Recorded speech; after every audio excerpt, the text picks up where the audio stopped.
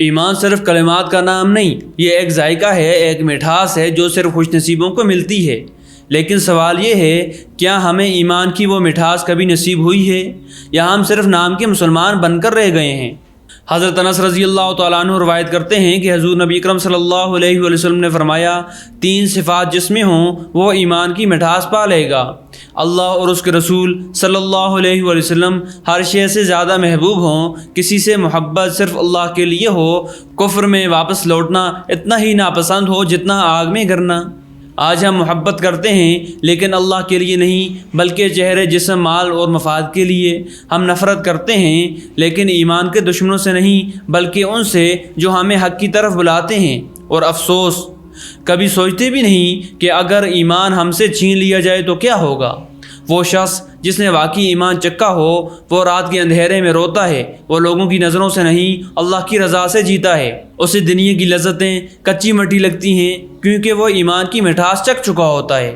حضور نبی اکرم صلی اللہ علیہ وسلم نے فرمایا، جس طرح انسان آگ میں گرنے سے ڈرتا ہے، ویسے ہی اسے کفر میں واپس لوٹنے سے نفرت ہو۔ تو خود سے پوچھیں، ہم میں سے کون ہے جو گناہوں سے ویسے ڈرتا ہے؟ ہم فلم، موسیقی، زنا، سود، جھوٹ، ان سب میں مزہ ڈھونڈتے ہیں، جبکہ وہ ایمان کا زہر ہیں، مزہ نہیں۔ خود کو جانچنے کے لیے 3 علامتیں معیار ہیں: اللہ اور رسول صلی اللہ علیہ وسلم سب سے زیادہ محبوب ہیں، یا مال، اولاد، کیریئر، شہرت؟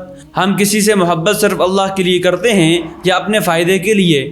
کیا گناہ اور کفر سے ایسی نفرت ہے جیسے آگ سے، یا ہم ان میں عیش سمجھتے ہیں؟ قرآن کریم میں اللہ رب العزت ارشاد فرماتے ہیں، اور جو ایمان والے ہیں وہ اللہ سے شدید محبت کرتے ہیں۔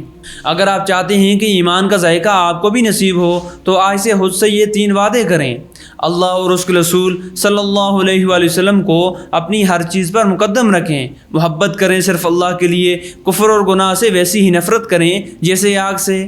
یہ نہ سمجھیں کہ یہ سب ولیوں کے کام ہیں، حضور نبی اکرم صلی اللہ علیہ وسلم نے یہ ہر مومن کے لیے فرمایا ہے۔ اگر آج ایمان کی مٹھاس نہیں مل رہی تو اس کا مطلب یہ ہے کہ دل بیمار ہو چکا ہے۔